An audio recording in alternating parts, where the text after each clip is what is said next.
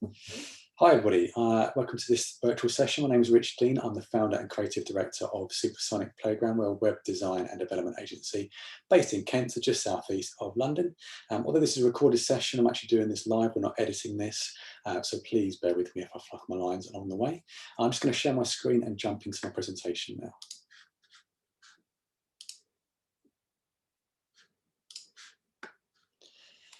So today's presentation, how to capitalise on content and the shift in consumer behaviour.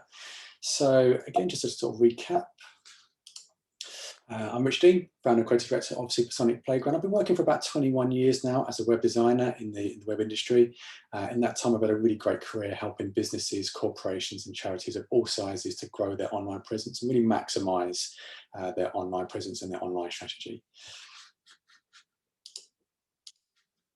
So what we're going to look at today, first of all, we're going to look at insights from an expert. We're going to look at someone who's really benefited from powerful online content marketing. We're going to look at some key learnings that people can take away and help any business or charity of any size. We're going to look at what specifically to create around content, specifically around avoiding the obvious. We can look at whether or not you should insource or outsource. And then we're putting it all together. We're going to look at two really good examples, two businesses that I think do online content creation really, really well. So first up, so insights from an expert. So this is a guy called Marcus Sheridan. He's quite a successful author and keynote speaker, and I think he's great actually. He wrote a really great book called They Ask, You Answer. It's a book that I read about 2 or 3 years ago, and for me it kind of really crystallized a lot of what I already kind of thought and knew about online content, but this guy got it really, really right. Just to give you a bit of background about Marcus, he's American. He joined a fiberglass pool company in 2001. He's one of 3 employees, or with the founding directors. About 6 months later, he got made a director of the company, and he helped the company grow through the early to mid 2000s. He was a sales director, so he was selling fiberglass pools. Yeah, the business grew really, really well in the 2000s. Up until the financial crisis, but then the financial crisis hit in 2008, and it really put the business on the rockers. I mean, I think there's an example in the book where he said, in the space of about 2 days, they lost about $250,000 in sales, just from customers who were losing their jobs. They were pulling out and cancelling orders of fiberglass pools. So before they knew it, the business was fighting for survival, and he was working all these long hours. You know, the money was draining from the accounts, and they were struggling to stay afloat. And then he kind of discovered content and embraced content marketing. So he was quite an early user of HubSpot. He discovered HubSpot and kind of joining his content marketing together. And over the next few years, he wrote a prolific amount of content. He looked at every single angle of their business. He looked at all the kind of questions that their sales team were getting asked, any kind of objections or curiosities or questions that the customers or clients might have, all about fiberglass pools. So he really deep dived into everything you could understand or know about fiberglass pools. Things like what size do they come in, what finish, what shape, how strong are they, how do they compare to concrete pools, you know, what size garden do I need, what's the process involved in building them, how much do they cost. So he went into a lot of detail, and it's a kind of information that perhaps nowadays we take for granted, but back then his approach was very, very innovative. He was giving away a lot more content, a lot more information than his competitors were, and off the back of that helped to build a lot of trust and credibility, and obviously that then led to sales. It helped the business exponentially recover from the financial crash, and over the next few years he took that business from strength to strength. In the end, he did lead the business. He now runs a quite successful kind of online marketing company in America. But he's a really good success story, and I'd recommend anyone read that book if possible, if you're thinking about what to do with content marketing. Like I say, he discovered content marketing through HubSpot. He produced a huge amount of content, and it helped turn the business around. And the biggest thing about it, and this is what we're going to get to today, is the content really helped their potential customers to self-educate. And this ultimately helped to improve the speed and the volume and the quantity of sales inquiries. I mean, don't forget, you know, the end result of this was that they needed more sales, they needed more inquiries. Everything he did with content helped that process. Now, he did a lot of research as well in terms of, he wanted to understand, he was very driven by data. So he had access to HubSpot, and he was very driven by, what are the key shifts? What are people doing that's changing? What are they doing now that's different to 10, 15 years ago? He looked over the life cycle of that content creation to sort of see what worked. He did a lot of research. There were some really nice insights in the book. I mean, one that for me has really stuck out is that he looked at, right, well, first of all, how much content do people engage with? We have this kind of misconception that people only really want to engage with sort of 3 to 5 pages of content on a website. And that perhaps was true 10 to 15 years ago, but that has definitely evolved over time. He was finding that customers were engaging with dozens of pages of content, sometimes hundreds of pages. And he wanted to kind of look, well, of those people that are engaging with that content, is there a magic number? Like, at what point do they then decide to commit and actually spend money on a fiberglass pool? And he found that 30 pages or 30 pieces of content was the magic number. Customers that engage with less than 30 pages of content only had around about a 30% chance of converting into paid customers. Whereas the customers that engage with more than 30 pages or pieces of content had an 82% chance of conversion. And that was quite a profound insight, quite a big number. We have this kind of, like I said, this misconception that people only consume a few pages of content on a website. But now actually, there's a lot of things that he discovered that highlighted this shift towards self-education, self-research by customers. So we can kind of look back, some of the insights this book gave me was we can kind of look back at what are the differences in customer behavior in terms of going through a website and engaging with content now versus 10 to 15 years ago. And what we kind of found is, first of all, 10 to 15 years ago, if someone reached out to you through your website, at that point, they were normally around about 20 to 40% through the sales process. So what that meant was that they had gone onto the website, maybe they had looked at a few pages, and they kind of got enough of a sense, yeah, this is a company that I could trust to do whatever I'm looking them to do, but I'll fill an inquiry form, I'll reach out for them, and then I'm happy for them to kind of get in contact. And then the company then kind of takes over and runs the sales process until the point of completion. That's changed over sort of 10 to 15 years. We're now looking at around, when someone reaches out to you through your website, they're probably more likely to be around 70 to 80% of the way through that sales process. What that basically means, obviously, is on the plus side, they're going to be much more warmed up. They're going to be much more ready to potentially make a sale. But the downside is they're probably going to leave that contact until later in the process. They're probably going to be less likely to reach out to you. You may get less inquiries through your website. When they do come through the website, they're going to be more engaged. Back then, they were probably less used to using the internet for research. We kind of take it for granted nowadays that the internet is just a given that we all live with. But we have to also remember that, back in the early to mid 2000s, it wasn't as widely accepted. Nowadays we're much more used to this concept of doing a lot of research online. But 10, 15 years ago, people weren't, and they were much less used to using the internet for research, or at least on a very basic level. Back then, they were also, probably more averse to being sold to. Don't get me wrong, I don't think anyone actually enjoys being sold to, even sort of 10 to 15 years ago.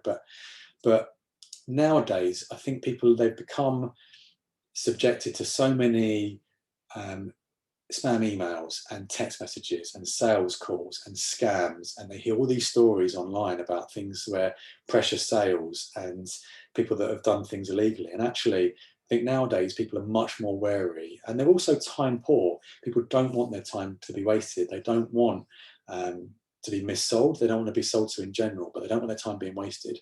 So they're much more averse nowadays to being sold to than they were sort of 10 to 15 years ago. As I mentioned earlier, back then, sort of 10 to 15 years ago, they would only consume around about sort of 3 to 5 pages was the average. Nowadays, there's proof that consumers will consume dozens or hundreds of pages in that research process.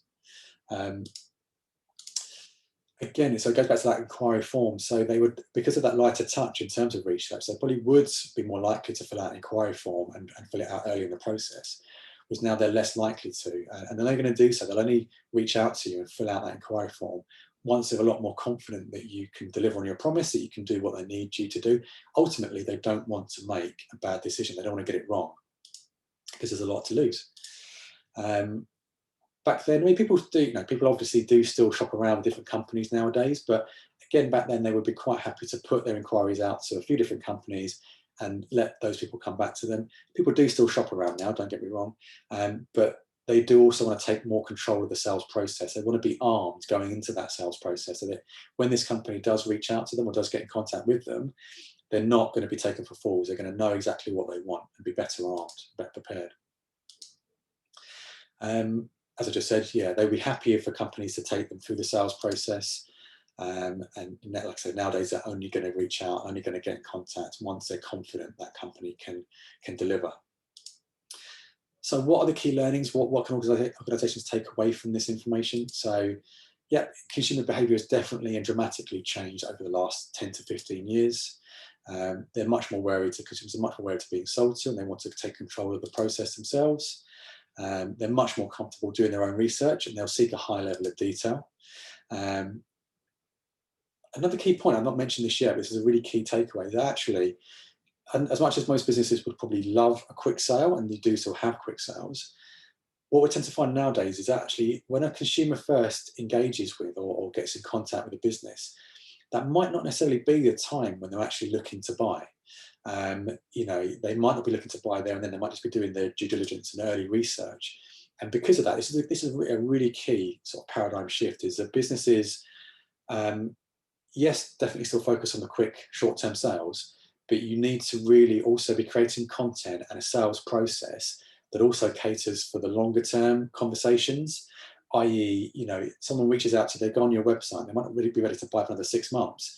Now, you want to create an environment where they can feel comfortable getting in contact with you, they're not going to be sold to, and then create communications, create content, emails, newsletters, that keeps the conversation going over a long period of time, so that in 6 months' time, when they are ready to buy, you're still front of mind. They're going to think, oh yeah, that company that I still get the newsletters and it's really informational and really, really insightful, as opposed to, oh yeah, that company that I spoke to 6 months ago, they were a bit pushy, a bit salesy, and I can't even remember what they're called, so I'm not going to go back to them now that I'm ready to buy.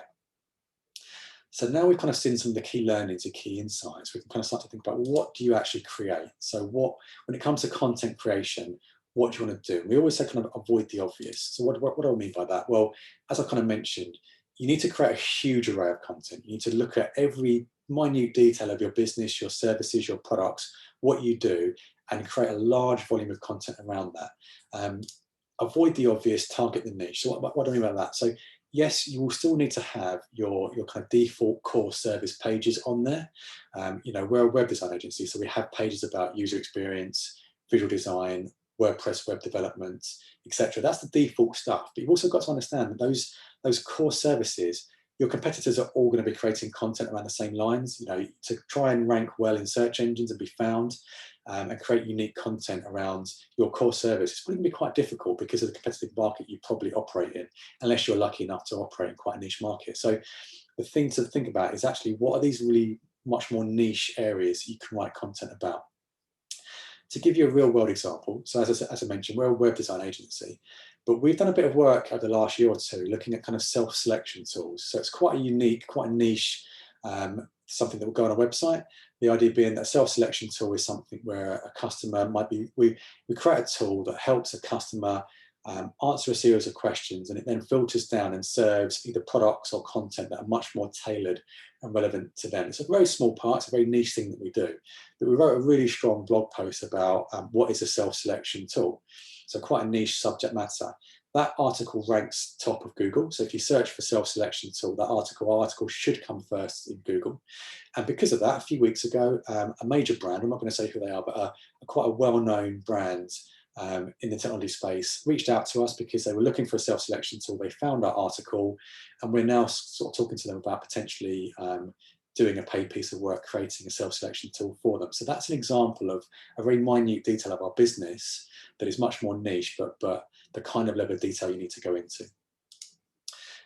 Brainstorm together. So bring all of your business, all of the people in your business together. If we're a small business or a large business, doesn't matter too much, but try and get as many stakeholders in the process as possible, because they'll all come up with really unique, really great ideas for content. That could be, depending on the size of your business, that could be your SMT, your senior directors, your sales team, your marketing team, your product designers, the people who work in your shop, even your customers, stakeholders, partners, suppliers, people that are related to your business, anyone that can give you an insight in terms of what could be interesting content.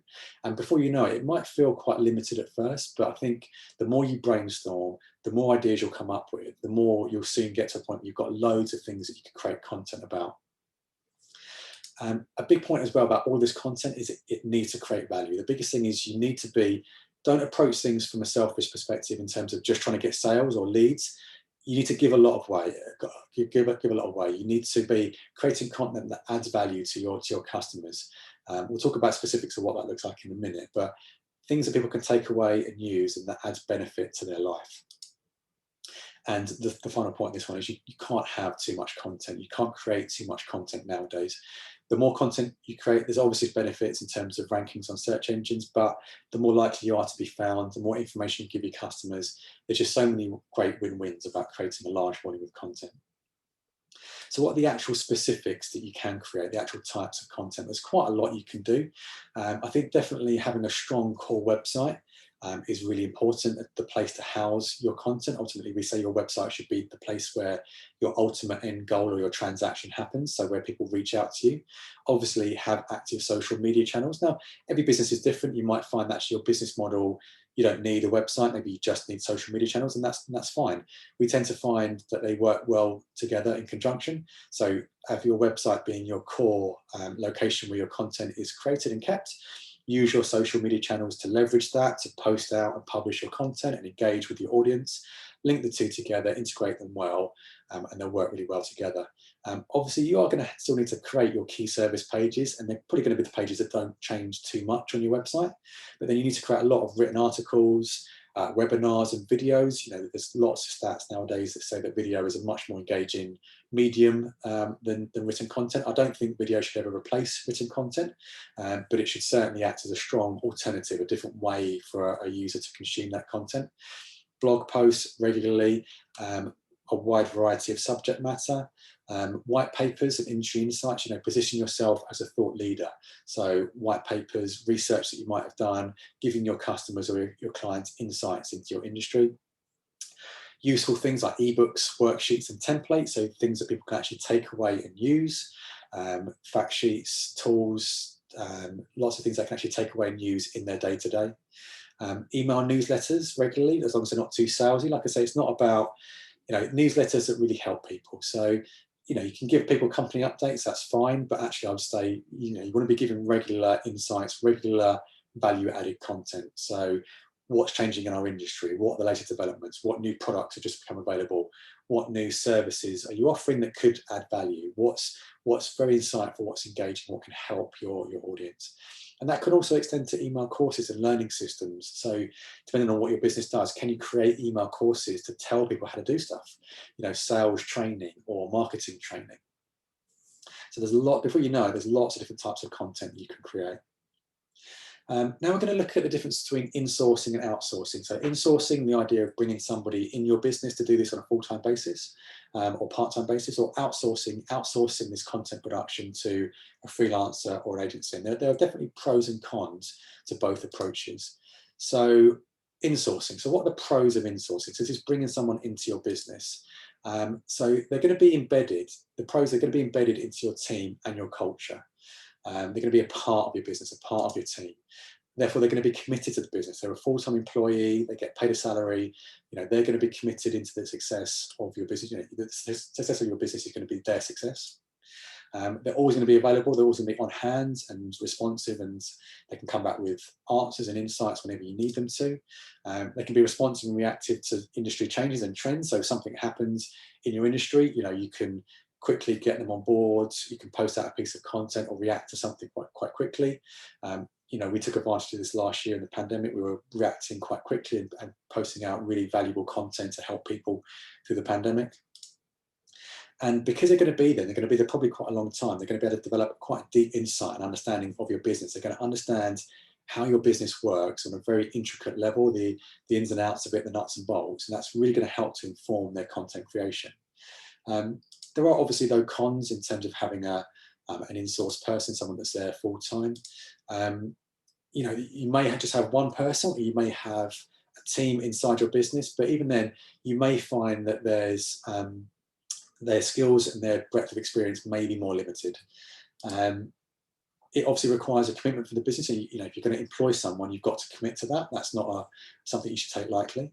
And even as kind of back to the first point, there still may be a shortage of some specialist skills. Like, they may cover a lot of what you need, but you may still need to outsource some specific parts. And then looking at outsourcing, so the opposite. So what are the pros and cons of outsourcing? So outsourcing to freelancers or agencies, you know, they can potentially provide a broader range of skills and experience, especially if you're using multiple partners. So if you're using an agency, then you may go to them, they may have a team that's got lots of different skills, or you may use different freelancers, different parts. You may use an SEO freelancer, PPC freelancer, a copywriting freelancer, a marketing consultant, for example. So you may be able to get lots of different angles, a broader range of experience. And because they're outsourced, you know, you can turn them on and off whenever you need them. So if you don't need them all the time, or if you want to change your spend, you can maybe deactivate one person, reactivate another person, or you can mix and match. Maybe if you don't find working with one person works too great, you can go and source another person to take their place. There's obviously low downsides to outsourcing. You know, they're not going to be part of your team, so they're going to lack that same deep insight and understanding of your business. They're going to probably proportionally our day-for-day be more expensive, especially if they're an agency. They're going to have agency rates, overheads to pay for. Even freelancers, you know, will charge more proportionally compared to a full-time employee. And they're probably going to be less responsive because of their availability and other commitments. You know, they're not just working for you, they'll be working for other clients, and they may be away on holiday, or they may be booked up for weeks in advance. So you might have to wait a little while to get them on board on a specific project, which may be frustrating. So those are some examples, some pros and cons of whether you want to insource and bring those skills in-house, or outsource them to external agencies. Now we're going to look at a couple of businesses I think do this really, really well, actually. So two really great examples. So the first one is a company called Close, and their core business, their website is close.com.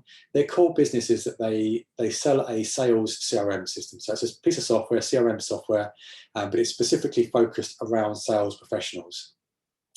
But they leverage content. They do some really fantastic content. So they've created a wide range and wealth of content that's specifically related to their business model, but it's also targeted at their target audience, which is sales professionals. So they've kind of positioned their content as a go-to resource for that target audience. So they do lots of insights, lots of content around how to improve as a sales professional. So sales guides, courses, how to improve sales in this environment, how to train a sales team, worksheets to improve your sales process. Because of that, it's really great, it's really clever, because it keeps their target audience coming back. So again, going back to what I said earlier, they're opening up that long-term conversation. Because their content can help their target audience develop, and they're going to keep coming back. They can download their ebooks, download their white papers, read their blog posts every week, and they're getting something from it. Those sales professionals are getting something from that. They're learning to become better sales professionals. Now, again, that might not necessarily always translate into them wanting to purchase the closed CRM system, which is obviously the ultimate goal of their content. But because it opens up that long-term conversation, they're going to stay front of mind. So in those examples, in those situations where that sales professional 6 months, a year down the line thinks, actually, do you know what, we need a new sales CRM system. I love the content I'm getting from Close. I think we should give that a try. It may eventually lead to a sale. And they create a lot of different types of content: blogs, ebooks, email courses, takeaway guides, how-to, fact sheets, everything. It's a really great example. So go on their website and check it out. It's close.com. The next great example is Sleeping Giant Media. So they're good friends of ours. They're based here in Kent as well. They're an SEO and PPC and search marketing agency. They've been going quite a while now. Now, search marketing is quite a niche thing, and it's also some regard it as a bit of a dark art. It's very technical, very complex. You're never guaranteed results. And a lot of businesses know they need to invest in it, but it can be overwhelming and a little bit confusing, or quite a bit confusing actually. But Sleeping Giant have created a really great brand and a really great volume of content around this. You know, you can see here they've got a really strong brand personality. So everything they do in terms of their content really gets across. They're a fun, lively, engaging, and also insightful agency to work with. They leverage their team as brand ambassadors. So they're very open about their team. You can see here, there's a lot of personality. They've got a really strong team. They're all experts. They're all great people, friendly to work with. And that really helps, their whole angle helps to disarm and demystify and basically say to business, look, we know this is a complex area, but we can help make the process easy for you. We're experts. We're great fun to work with. We'll make this process really easy for you. It presents them as insightful, as innovative, as thought leaders, and they leverage content in a really great way. But their focus is more around channels, so they take advantage of YouTube, LinkedIn, the web, email, live streams. So they're very good, very good at being multi-channel. So that's another really great example of agencies who really invest in content creation, and they do it really well. So that is all I've got time for today. Thank you very much for your time and for taking the time to view my presentation. I hope you found it useful and I hope you found it insightful. I'd love to chat with you more. So if you've got any thoughts or questions about your website or your content, I'd love to chat more. Here's a Calendly link if you want to put in a Calendly meeting. It's calendly.com/supersonic-rich. And yeah, thanks again for your time and we look forward to speaking with you soon. Thanks a lot. Thanks, bye.